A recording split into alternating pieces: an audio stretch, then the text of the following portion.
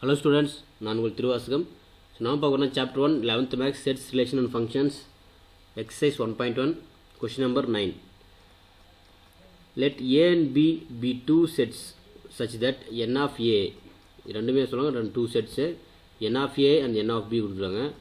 So if 1, x, 1, y, 2, z, 1 are the A cross B, find A and B where x, y, z are distinct elements. மூணுமே distinct elements சொல்கிறாங்க. So n of A வந்து 3, n of B எனும் நிபந்தனைக்குட்பட்டு அமைந்துள்ள இரு கணங்கள் ரெண்டு sets இருக்குன்னு சொல்லியிருக்காங்க தமிழில்.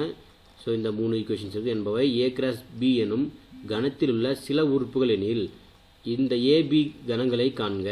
அப்போது இது என்ன XYZன்றதுனால டிஃப்ரெண்ட்டாக இருக்கணும். சொல்யூஷன் டிஸ்டிங்க்னா டிஃப்ரெண்ட். ஸோ ஃபஸ்ட்டு என்ன A cross B. So A cross B என்ன கொடுத்துருவாங்க x, 1, y, 2, z, 1.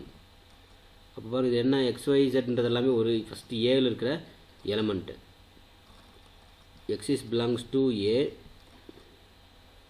y is belongs to A and z is belongs to A. எல்லாமே ஏக்குள்ள இருக்குது அப்படின்னு சொல்கிறாங்க. அப்படின்னா அதே போல் 1 வந்து belongs to B. சேம் எனக்கு இதுமே வந்து z belongs to B. So again 1 இருக்குது. ஒன் டைம் எழுதினா போதும். அப்போ டோட்டல் இதில் வந்து எப்படி இருக்குது ஆன்சர் ஏல என்னென்ன எலமெண்ட்ஸ் இருக்குது அப்படின்னா ஏ வந்து எக்ஸு ஒய் ஜெட்டு இது ஏவோட எலமெண்ட்ஸு. பியில் என்னென்ன எலமெண்ட்ஸ் இருக்குது அப்படின்னா 1, 2.